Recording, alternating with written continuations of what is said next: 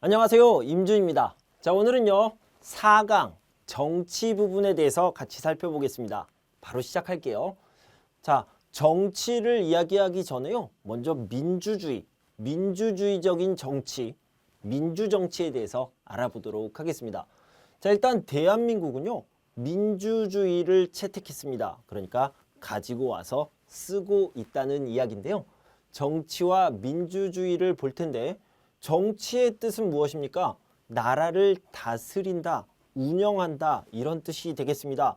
그런데요, 민주주의라는 사상, 그런 이데올로기를 가지고 정치를 하는 겁니다. 그래서 민주주의는 무엇입니까? 국민이 권력을 가지고 스스로 다스리는 것을 말하는데요. 이 민주라는 뜻이 민주라고 써보면 이거는 국민이라는 뜻이고요. 이거는 주인이라는 뜻입니다. 그러니까 국민이 주인이 된다, 이런 뜻이 되겠습니다. 자, 민주주의에는 두 가지 종류가 있는데요. 직접 민주주의와 간접 민주주의가 있습니다. 직접 민주주의는 국민들이 직접 가서 정치를 하는 것을 이야기하고요. 간접 민주주의는 국민들이 대표를 뽑습니다. 이 대표가 정치를 하는 그런 형태를 말하는 겁니다.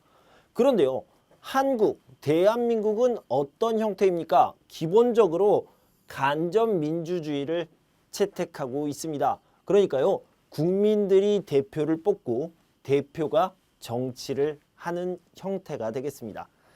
자, 계속해서 봅시다. 한국의 민주주의에 대해서 좀 보면요. 한국의 민주주의는 간접 민주주의를 바탕으로 기본으로 하고 있고, 부분적으로는 직접 민주주의를 하고 있는데요. 대표적인 예시가 국민투표라는 게 있습니다. 국민들에게 아주 중요한 결정이 있으면 국민투표를 통해서 결정을 하게 됩니다. 자, 이런 특별한 상황에서만 직접 민주주의를 하게 됩니다. 자, 대한민국 헌법, 나중에 법 시간에 배울 텐데요. 헌법이라는 것은 법 중에서도 가장 중요한 법 위에 있는 법을 이야기하는 겁니다. 그러니까 대한민국에서 가장 중요하게 생각하는 법, 헌법, 그것 중에서 1조, 가장 첫 번째 조항이 뭐냐면요. 대한민국은 민주공화국이다. 그러니까 국민들이 주인이다. 대한민국의 주권은, 주인이 되는 권리는 국민에게 있고 모든 권력은 국민으로부터 나온다, 이렇게 이야기하고 있습니다. 자, 그런데 이 권력이 한쪽으로 쏠리게 되면 독재 정책, 내 마음대로 어떤 일을 하게 되는 경우가 있죠. 그러니까 그런 독재자, 절대적인 권력을 가진 사람이 나오지 않도록 이 권력을 분산시켰습니다. 어떻게 해요? 3개로 분산시켰어요. 그래서요, 권력 분립이라고도 하고요, 3개로 분리시켰다라고 해서 삼권 분립이라고 이야기하기도 합니다. 자, 그럼 삼권은 뭐가 있느냐? 입법부, 그 다음에 행정부, 사법부, 이렇게 3가지가 있는데요. 입법부 같은 경우에는 국회를 말하는 거고, 행정부는 정부, 그리고 사법부는 법원을 이야기하는 겁니다. 자, 나중에 하나씩 자세히 살펴보도록 할게요. 자, 한국의 민주주의 발전에 영향을 준 사건이 있는데, 한국의 지금 민주주의, 안정된 정치가 그냥 만들어진 것이 아닙니다. 국민들의 노력으로 만들어졌는데요.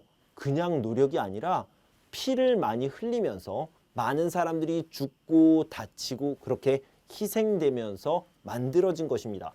자, 구체적인 사건을 살펴보면요. 1948년에 대한민국이 생긴 이후로 이승만 정권이 오랫동안 독재 정치를 했습니다. 그래서요, 1960년에 4.19 혁명이 일어나면서 이승만 정권이 물러나게 됩니다. 자, 우리는 그것을 4.19 혁명이라고 부르면서 기념을 하고 있습니다. 자, 그 다음에요, 5.18 민주화 운동이 있습니다. 이거는요, 전두환 씨가 정권을 잡을 때, 전 대통령이죠. 그때 광주에서 독재 정권, 군사 정권을 반대하면서 일어난 민주화 운동인데요. 지금도 5월 18일이 되면 이 운동을 기념하고 있습니다. 그리고 6월 민주항쟁 1987년에 있었던 국민들의 시위인데요.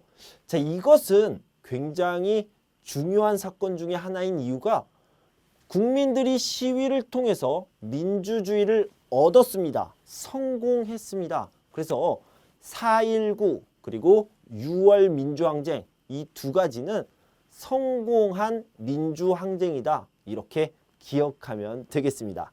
그래서 6월 민주항쟁을 통해서요. 대통령을 우리가 직접 뽑게 해주십시오. 간접적으로 뽑지 않고 직접 뽑게 해주세요. 라고 항쟁을 했는데 그것이 성공을 했습니다. 그래서 결국에는 대통령 직선제 개헌, 헌법을 바꾸는데 성공을 한 겁니다. 자, 문제를 풀면서 더 자세히 알아보도록 하겠습니다. 민주주의에 대한 설명으로 옳은 것, 맞는 것을 살펴봅시다. 국민을 대표하는 사람이 되면 자기가 원하는 대로 나라를 이끌어갈 수 있다. 맞습니까? 이것을 바로 독재 정치라고 하죠. 절대 안 되는 일이죠. 기본권, 자유권, 평등권과 같은 가치를 중시하고 다수결의 원칙, 여러 사람의 의견 쪽으로 가는 것, 그것을 다수결이라고 하는데 다수결의 원칙을 따른다. 자, 이것이 바로 민주주의의 원칙이죠. 2번이 답이 되겠네요. 모든 국민들이 직접 정치에 참여해야 하기 때문에 비효율적이라는 단점이 있다. 아니요. 간접 민주정치도 있습니다. 그러니까 효율적으로 운영할 수 있죠. 국민들의 의견을 참고하여 절대적인 권력을 가진 총리가 나라를 다스리는 것이다 라고 했는데요. 자, 절대적인 권력을 가진 사람은 대한민국에 없습니다. 그리고요. 총리도 없습니다. 한국에는요. 대통령이 있죠. 그래서 여러 가지가 틀린 문장이 되겠습니다. 정답은 2번이 되겠네요. 한국의 정치에 대한 설명 중 옳지 않은 것, 틀린 것을 찾아보도록 합시다. 대한민국은 민주공화국이다. 헌법 제1조 1항에 있는 내용입니다. 대통령 간선제를 실시하고 있다. 간선제는요. 간접선거라는 건데 언제 바뀌었어요? 1987년 6월 항쟁을 통해서 우리가 바꿨습니다. 대한민국이 바꿨어요. 뭘로 바꿨어요? 직선제로 바꿨습니다. 직접 선거하는 제도로 바꿨습니다. 아니죠. 대한민국의 주권은 국민에게 있다. 그리고 모든 권력은 국민으로부터 나온다. 이것도 역시 헌법 1조에 있습니다.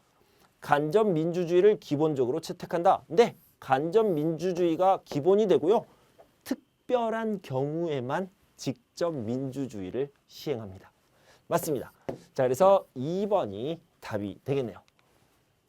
한국의 민주정치의 발전에 긍정적 영향, 좋은 영향을 준 사건이 아닌 것은 자, 4.19 혁명, 네, 성공했고요. 좋은 영향을 미쳤습니다.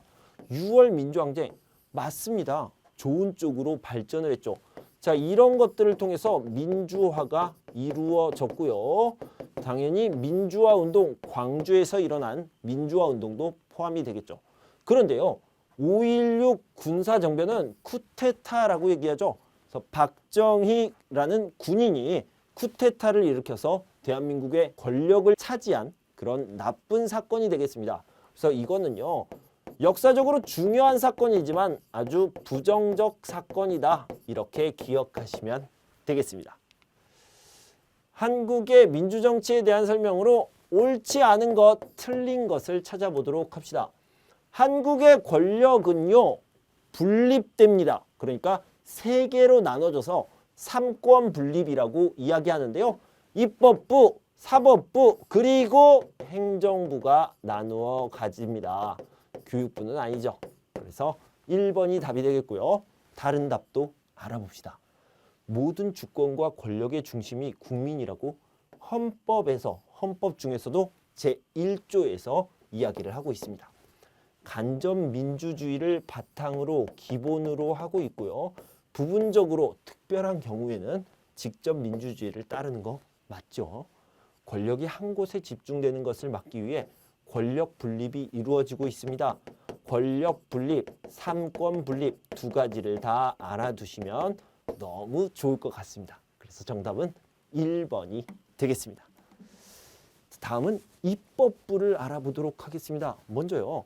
입법부를 알아보기 전에 아까 그 그림에서 설명드렸던 입법부, 그 다음에 사법부, 그 다음에 행정부, 이렇게 세 가지가 있다. 삼권 분립이 된다라는 것을 알아두시고요. 입법부는 지금 하겠지만 국회라고도 하고요. 행정부는 정부라고도 이야기합니다. 그럼 사법부는요, 법원이라고 얘기를 합니다. 자, 그런데 이 입법부는 국회라고도 얘기했죠. 이 입법부의 역할은 무엇입니까? 법을 만들다, 법을 고치다, 이런 일들을 하고 있습니다. 자, 그래서요, 법률을 제정하다라는 것은 만들다, 이런 뜻입니다. 법률을 만들고 예산을 결정하고 행정부의 활동을 감시합니다. 조금 이따 보겠지만 행정부는 나라를 운영하는 기관이에요. 그런데 잘하고 있어요? 잘못하고 있어요? 이런 것들을 잘 지켜보는 기관이 바로 입법부, 국회의 역할입니다. 그럼 국회에는 누가 있습니까? 국회에는요, 가장 중요한 사람들, 국회의원이 있습니다. 국회의 구성은 국회의원으로 되어 있는 게 기본인데요. 국회의원은 몇 명입니까? 한 300명 정도가 있습니다. 대한민국 전체에 300명 정도가 있는데 선생님, 300명 정도라고요? 정확하게 잘 모르세요? 예. 제가 모르는 것이 아니고요. 이 숫자가 자주 바뀌어요. 그래서 어떤 상황에 따라서 299명이 되기도 하고요. 302명이 되기도 하고 이런 식으로 바뀝니다. 그래서요. 2020년 기준 300석이라고 얘기했죠. 그러니까 항상 300명이 있는 건 아니고요. 2020년에는 300, 그 다음에 2024년에는 또 다른 숫자가 생길 수 있다. 이런 의미가 되겠습니다. 자, 국회에서 하는 일, 방금 법을 만들거나 개정, 고치다, 바꾸다 이런 뜻이에요. 그래서 고치는 일, 바꾸는 일, 그리고 법을 만드는 일, 국가 예산, 국가가 1년 동안 돈을 어떻게 쓸 겁니까? 이런 것들을 검토하고 체크하는 거죠. 확정하는 것, 결정하는 기관이 바로 국회가 되겠습니다. 자, 여기 보이는 국회의사당 여의도에 있습니다. 영등포구 여의도에 있는 국회의사당에서 국회의원 300명이 모여서 회의를 하게 됩니다. 한국의 입법부 국회에 대한 설명을 얘기해 보도록 하겠습니다. 한국의 입법부는 국회다. 맞죠? 옳지 않은 것을 찾는 겁니다. 법률을 제정하는, 법률을 만드는 역할을 한다. 맞습니다. 국회의 총책임자는 대통령이다. 아니요. 국회의 총책임자라기보다는요. 회의를 진행할 때 회의를 진행하는 사회자, 이 사회자를 국회의장이라고 얘기하는데요. 대통령은 행정부 소속이죠. 그래서 아닙니다. 나라의 예산을 결정하고 행정부를 감시하기도 한다. 아까 설명드렸던 그런 국회의 역할이 되겠습니다. 3번이 답이 되겠네요. 국회의원에 대한 설명으로 옳지 않은 것은 나중에 선거에 대해서 이야기할 때 또 한 번 얘기할 텐데요. 국회의원 선거는 4년에 한 번씩 합니다. 그러니까 임기, 일하는 기간도 4년이 되겠죠. 맞습니다. 대통령이 국회의원을 임명한다? 뽑아요? 아니요. 국민들이 직접 선거를 해서 뽑습니다. 아닙니다. 자, 그래서 여기는 선거를 통해서 선출된다. 선출된다라는 표현을 알아두시면 좋겠어요. 지역구 의원과 비례의원 두 종류가 있다. 네, 맞습니다. 그래서 국회의원은 두 종류가 있다. 알아두시고요. 국민들의 의견을 대표하여 법을 만들어요, 바꿔요, 이런 역할을 하게 됩니다. 2번이 답이 되겠네요. 자, 다음은 정부, 행정부에 대해서 알아보도록 하겠습니다. 보통 대한민국 정부, 대한민국이라는 나라를 보면 나라에서 뭐 해요? 나라에서 하는 일이에요? 하면 그 나라를 정부, government라고 얘기하는데 이 행정부라는 말을 정확하게 쓸 수 있겠죠. 전문 용어로는요. 그래서 행정부의 역할을 보면 국회가 만든 법을 기반으로 공익을 위해 여러 정책을 실시합니다. 나라를 운영합니다. 살림을 합니다. 이런 일들을 하는 곳이고요. 중요한 건 가장 높은 곳에 있는 대통령이죠. 그래서 나라를 대표하는 사람 대통령이 바로 행정부의 가장 위에 있는 사람이고요. 그 바로 밑에는 국무총리가 있습니다. 자, 이렇게 나라를 운영해야 되기 때문에 여러 부서가 있어야 되겠죠. 예를 들어서 어떤 큰 회사에 영업부, 판매부, 지원부 이런 식으로 많은 부서가 있는 것처럼 대한민국 행정부에도 이런 많은 부, 청이 있습니다. 대통령 밑에 국무총리가 있고요. 기획조정부, 교육부 이런 많은 부서가 있죠. 그래서 행정부의 조직을 이렇게 살펴볼 수 있고요. 각 부에는요. 가장 높은 사람 장관들이 있고 이 장관들은 대통령이 임명을 하게 됩니다. 뽑게 되는 거죠. 행정부에 대한 설명으로 옳지 않은 것, 틀린 것을 찾아보도록 하겠습니다. 나라의 살림을 이끈다. 나라의 살림 맞아요? 네, 이 살림이라는 것은요.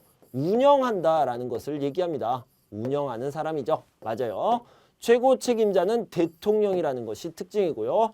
법을 바탕으로 잘못을 심판하는 곳은 법원, 행정부 다음에 볼 사법부의 역할이 되겠습니다. 그래서 아니죠.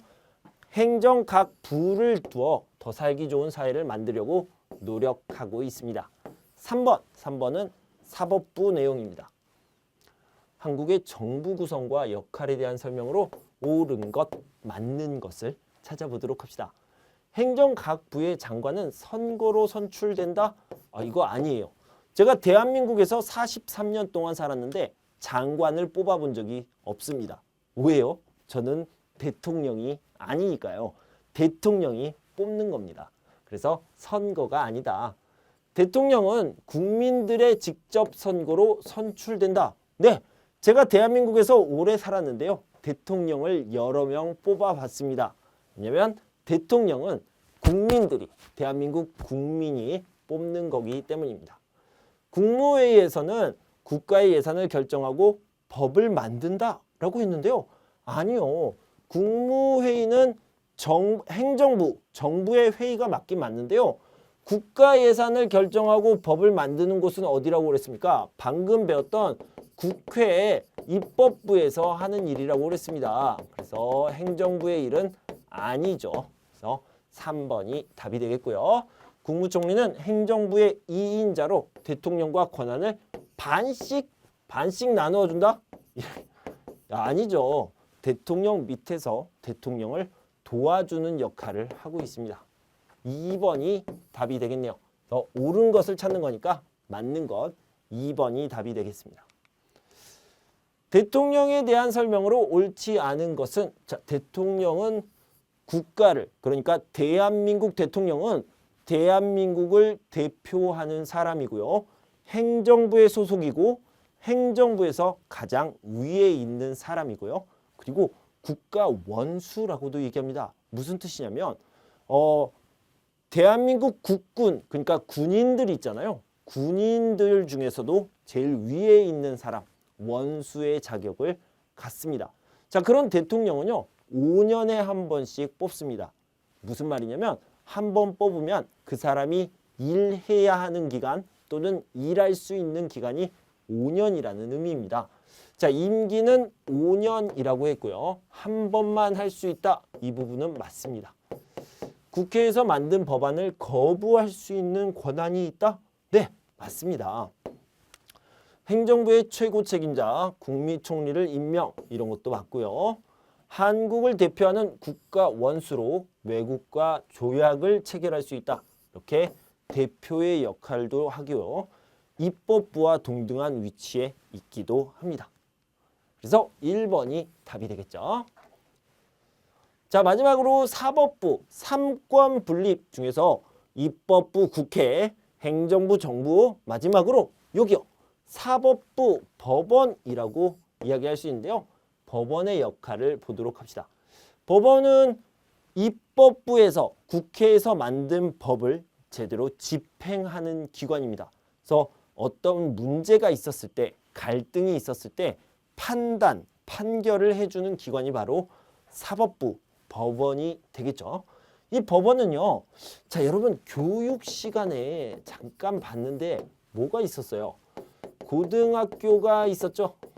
고등학교 다음에 어디가 있어요? 대학교가 있었습니다. 그다음에 그전에는 중학교가 있었죠. 그런데요, 법원도 좀 비슷한 느낌이에요. 법원의 구성은 어떻게 되어 있냐면 대법원이 있고요. 그 다음에 고등법원이 있습니다. 그 전에는 중법원이 있지 않고요. 여기는 각 지역, 각 지방마다 지방법원이 있습니다. 자, 그럼 다시 한번 정리를 해볼게요. 자, 법원의 종류에는요, 지방법원, 고등법원, 대법원이 있다. 이렇게 이루어져 있다라는 것을 알아두시면 되겠습니다. 자, 그래서요, 어떤 잘못을 했거나 어떤 문제가 있을 때 재판을 하게 되는데요. 이 재판을 할 때 진짜로 실수를 하지 않고 억울한 사람이 발생하지 않도록 하기 위해서 여러 번, 몇 번? 세 번을 법원을 통해서 재판을 하게 되는데요. 이것을 삼심제라고 얘기해요. 삼심제도 즉 세 번이다. 세 번까지 재판을 받을 수 있다라고 얘기했는데요. 방금 얘기한 것처럼 지방법원, 고등법원, 대법원에서 담당을 하게 됩니다. 법원 같은 경우에는 대법원이 있는데 대법원장과 대법관이 있습니다. 그래서 이 부분은 문제를 통해서 좀 더 알아보도록 할게요. 사법부에 대한 설명으로 옳지 않은 것, 틀린 것을 찾아봅시다. 대법관은 대통령이 적합한 사람을 골라 임명한다. 대법관이 아니라요. 대법원의 장, 대법원장을 얘기하는 겁니다. 그래서 대법원은 1 플러스 13 이렇게 구성된다고 생각하면 되는데 여기에는 대법원장이 있고요. 그 다음에 대법관이 13명이 있습니다. 그래서 대법원장은 대통령이 임명을 하는 거고요. 대법관 같은 경우에는 대법원장이 대통령에게 이런 사람이 좋겠습니다 라고 하면 대통령이 뽑는 겁니다. 이런 형태로 나와 있습니다. 자, 다음 위법행위를 저지른 사람이나 단체에게 처벌을 내리게 되고요. 법을 집행하는 곳, 한국에서는 법원이 이 역할을 맡고 있고요. 행정부, 입법부에서 독립되어 있습니다. 독립되어서 공정성을 확보할 수 있습니다. 다 맞는 말이죠. 법원과 재판에 대한 설명으로 옳지 않은 것, 틀린 것을 찾아봅시다. 지방법원, 고등법원, 대법원으로 이루어져 있고요. 재판은 사건과 관련된 사람들만 참가할 수 있다? 아니요. 일반적으로 보통은 모든 사람들이 볼 수 있습니다. 그래서 아닙니다. 한 사건에 대한 판결은 3번까지 받을 수 있는데요. 이거 맞고요. 삼심제도라고 얘기를 합니다. 대법원은 여기요. 대법원장 1명과 대법관 13명으로 구성된다. 네, 맞습니다. 공정한 재판을 위한 제도와 관련이 없는 것, 틀린 것을 찾아봅시다. 재판은 증거를 바탕으로, 에비던스죠. 그래서 증거를 바탕으로 이루어지는 것, 이것을 기본으로 한다, 베이직으로 한다라는 뜻입니다. 법원은 어디에도 속하지 않고 독립적이다. 맞습니다. 법원은 공정한 판결을 위해 삼심제도 3번까지 판결을 합니다. 재판을 합니다. 맞습니다. 지방법원의 판결에 불복할 경우 가정법원에서 판결에 불복하면 대법원으로 사건이 넘어간다. 이거 중요합니다. 제가 지방법원 그리고 고등법원이라고 얘기했죠. 고등학교, 대학교 얘기할 때 고등법원, 대법원 이렇게 외우시면 아주 편합니다. 그래서 이건 틀렸죠. 4번이 답이 되겠습니다. 자, 다음은 선거제도와 지방자치에 대해서 알아보도록 할 텐데요. 자, 이 선거는요, 뭐라고 얘기하냐면 민주주의에서 가장 중요한 것, 민주주의의 꽃이다. 이렇게 얘기를 합니다. 대표를 뽑아서 그 대표가 정치를 하잖아요. 그래서 대표를 잘 뽑아야 되고요. 국민들이 직접 정치에 참여할 수 있는 가장 쉬운 방법, 가장 좋은 방법이 되겠습니다. 자, 그래서 선거의 의미는요, 모든 국민들이 대표를 뽑는 것을 이야기하는 거고요. 가장 기본적인 정치 참여 방법이다라고 했는데, 자, 이 선거를 할 때는 중요한 규칙, 원칙이 있습니다. 4가지가 있는데요. 그것을 선거의 4대 원칙이라고 얘기합니다. 자, 하나는요, 비밀로 해야 됩니다. 내가 누구를 뽑았는지 다른 사람들에게 말하면 안 돼요. 그래서 비밀 선거라는 것이 있고요. 하나는 직접 가야 됩니다. 다른 사람들이 대신 해줄 수 없다. 이것을 직접 선거라고 얘기합니다. 자, 그리고요, 모든 사람들이 할 수 있습니다. 누구는 해요, 누구는 안 해요, 누구는 해요, 누구는 못 해요? 아니에요. 대한민국 국민 19세 이상이라면 모두 참여할 수 있다라는 거고요. 마지막으로는 평등 선거입니다. 자, 방금 얘기한 누구나 하는 것은 보통 선거이고요. 평등 선거는 모든 사람이 하는데 한 표, 한 표, 한 표, 한 표 모두가 한 표씩 하는 겁니다. 누구는 10표, 누구는 3표, 누구는 한 표 이렇게 하는 게 아니고요.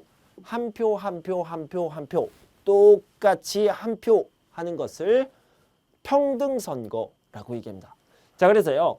직접 선거 직접 해요. 비밀 선거 비밀이에요. 여기 보면 보통 선거 하면은 누구나 모든 사람들이 나도 해요, 나도 해요, 나도 해요, 나도 해요. 이것을 보통 선거라고 하고요.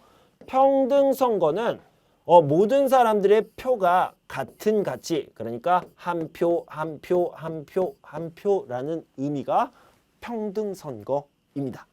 자, 이렇게 4개의 원칙을 기억해 주시고요. 선거의 종류에는 크게 3가지가 있는데요. 대선, 총선, 지방선거가 있습니다. 대선이라는 것은 대통령을 뽑는 선거이고요. 5년에 한 번씩 하게 됩니다. 자, 국회의원 총선거라는 것은 총선이라고 짧게 부르는데요. 국회의원 300명 정도를 뽑는 선거고요. 4년에 한 번씩 실시됩니다. 자, 대통령 같은 경우에는요. 임기가 5년이니까 5년에 한 번 대통령 선거를 하게 되겠죠. 그런데 대통령은 한 번만 할 수 있어요. 한 사람이 한 번만 할 수 있어서 중임이 여러 번 할 수 있는 것이 안 된다. 그런데 국회의원 어땠어요?